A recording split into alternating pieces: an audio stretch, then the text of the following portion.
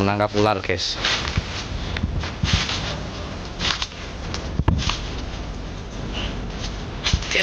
Hati-hati. Nyangkal. Kadang. Ular. Uy.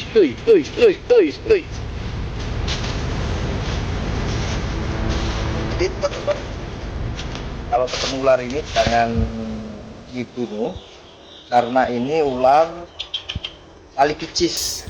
Ini membantu petani makan tikus, ya. Predator alami. Ini ular sangat cantik. Ini tidak berbisa, teman-teman. Ya. Walaupun nggak berbisa, pertahanan dia itu apa? Baunya menyengat. Ini ularnya. Oke, kita akan coba tangkap kalau itu. Tetap gigit, cuman nggak nggak apa namanya?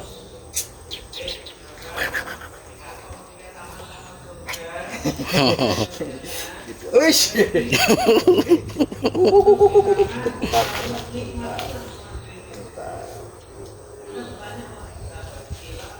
Ini baunya ini teman-teman. Baunya apa?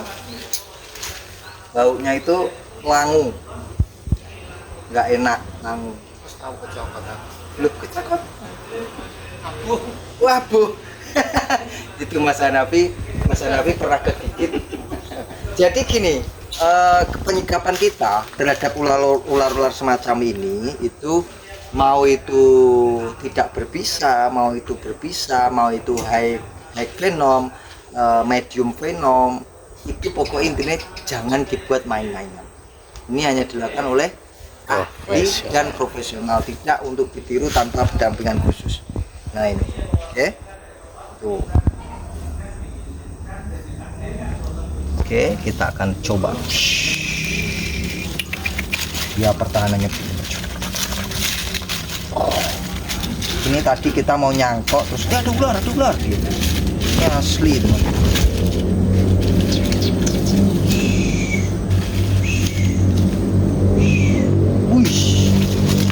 Ular tali picis.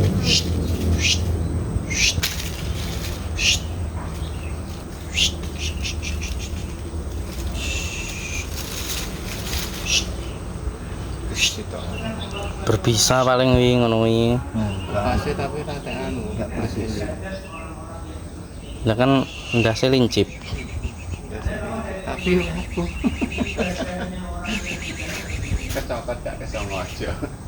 Oh, kecokot tidak sengaja, malah memar. Hup. Susah sekali, teman-teman. Hup. Ini harus pelan-pelan, teknik handlingnya tidak boleh kasar. Ya, itu. Put.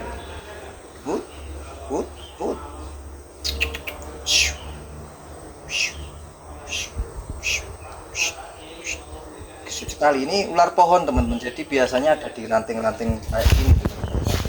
Kita akan skillkan sampai bentar. Menitan mulu saiki. Enggak kena menitannya. Oke lah, kita rilis ya, teman-teman. Jadi kalau ketemu ini jangan dibunuh karena ini predator alami tikus. Sahabat petani. Yuk, tarik.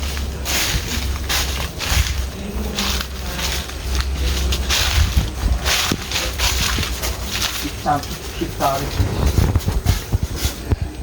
dia memanjatnya pintar, teman-teman. Begini. Tuh. Hai. Iya.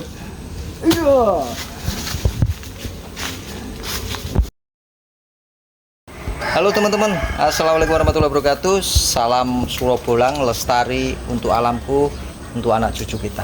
Oke teman-teman semuanya, subscriberku yang ada di seluruh Indonesia, ini adalah salah satu bentuk atau cara saya yaitu membuat amal jariah oksigen dan buah.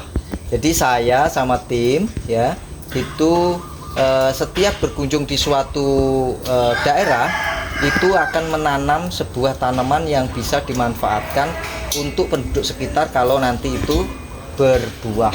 Jadi selain daripada kita sodako oksigen, kita juga memberikan ya tanaman yang bermanfaat. Jadi kalau buah semacam ini teman-teman bisa lihat tuh ya dah. Nah bayangkan tinggal petik ya dah, ini makhluk-makhluk yang lain juga bisa makan seperti bajing ya, terus tupai, bajing kalau tupai apa deh, Burung. burung ini bisa dikonsumsi ya, rasanya enak. Namanya adalah buah jambu suro, suro sosro. Jadi ini nanti, jadi saya akan mencangkoknya, nanti kita akan bagi-bagikan ketika kita berkunjung di destinasi suatu wilayah. Oke, ikutin terus. Ini kita lagi proses, nanti jangan lupa yang baru mampir subscribe, dukung terus Surobolang, karena di sini ada edukasi untuk generasi-generasi kita, untuk kita semuanya, spiritualis, religius, dan tentunya kearifan lokal yang akan kita selalu sampaikan. Oke, terima kasih, ikutin terus.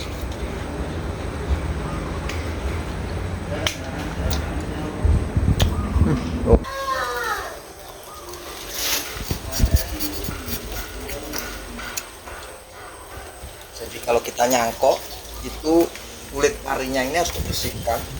Habis itu dikasih perangsang teman-teman. Apa perangsang? Perangsang alaminya teman-teman bisa pakai bawang merah untuk ngolek-ngolek.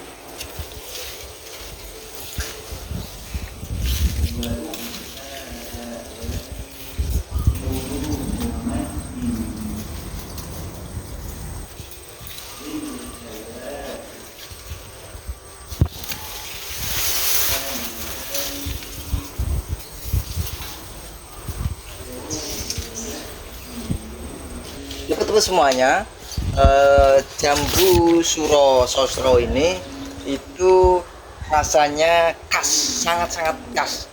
Kadar airnya tinggi sehingga ketika dikonsumsi itu mampu menghilangkan dehidrasi, kekurangan elektrolit, dehidrasi. Dan jambu suro sosro ini juga salah satu jambu yang memiliki antioksidan tinggi dan memiliki untuk menunda proses penuaan dini. Jadi kalau kita konsumsi ini mantap sekali. Dan paling enak itu kalau warnanya sudah gelap begini teman-teman. Sebentar ya, tak petikan satu, warna udah gelap gitu, itu paling enak ya. Halo teman-teman, untuk teman-teman subscriber Surobolang hari ini ya, untuk teman-teman yang ingin mendapatkan bibit langsung, bibit jambu suro sosro, itu teman-teman bisa membagikan ya channel ini di 50 grup teman-teman, baik itu status WA, media sosial teman-teman, Facebook, grup-grup teman-teman, terus Instagram, snack video, TikTok, screenshot kirim di nomor admin. Nah nanti kalau sudah teman-teman membagikan di 50 grup atau 50 pembagian, teman-teman mendapatkan free satu bibit cangkokan jenis jambu suro sosro. Oke, nah apa kelebihan suro sosro itu? Satu tadi ya, itu yang pertama kadar airnya tinggi, jadi mampu mengatasi dehidrasi atau kekurangan elektrolit yang pertama. Yang kedua itu kandungan kandungan kolagennya tinggi, jadi cukup untuk kulit, jadi permajaan kulit, dan antioksidannya tinggi, itu anti racunnya bagus. Jadi kalau konsumsi ini teman-teman terbebas dari radikal bebas. Oke, dan kelebihannya, untuk keunggulan daripada jambu suro sosro ini, itu tidak dimakan lalat lebah. Saya akan petikan ke teman-teman di atas ya. Semakin hitam semakin bagus. Oke, saya akan petikan teman-teman. Nah ini ya, ini harus sosot. Nah ya, makin hitam makin manis. Nah ini tidak ada yang namanya kena ulat atau dimakan lalat lebah, lalat buah. alat buah. Yang ketikkan lagi satu, sebentar saya lihat-lihat di atas mana yang kelihatan hitam. Oke. Iya teman-teman, saya sampelkan teman-teman. Kelebihan dari bibit jambu ini tahan terhadap apa Mas Hanafi? Lalat buah. Lalat buah. Nih, tapi disukai oleh binatang apa namanya? Binatang itu apa? Lowo atau codot. Jadi codot itu adalah salah satu yang bermanfaat juga untuk penyebaran biji ini. Tapi kalau dari biji lama, kata Mas Hanafi, lama kalau dari bibit apa biji. Yang paling cepat itu dicangkok gitu. Makanya ini kita cangkok supaya lebih cepat. Gitu ya teman-teman. Sekali lagi silakan share sebanyak-banyaknya, screenshot kirim di nomor admin yang ada di deskripsi. Terima kasih. Sukses selalu untuk teman-teman. Ya teman-teman, ini kita pakai perangsangnya. Ya perangsangnya pakai, kalau di tempatku namanya berambang atau bawang merah. Ini sangat bagus untuk merangsang pertumbuhan jaringan baru, khususnya akar terakaran. Ini pelajaran ini saya dapat dulu kelas 4 SD, itu mencangkok. Sekarang temanku yang jadi guru itu namanya Tulus Prasetyo, itu di Jakarta. Ya sukses jadi guru. Itu dulu senengannya nyangkok-nyangkok sama saya. Bedanya dia jadi pegawai negeri, saya jadi pengusaha. Gitu guys. Ya itu pilihan masing-masing guys. Gak apa-apa guys. Enak jadi mana? Enak sing nyawang. Harus sing maidu enak. Ya dah. Enak sing maidu guys. Ini diratakan teman-teman ya, supaya perakarannya bagus. Nah, ini untuk merangsang perakaran teman-teman. Berhubung ini ada tamu, jadi saya agak cepat. Oh, ini ada di sini. Ini ada.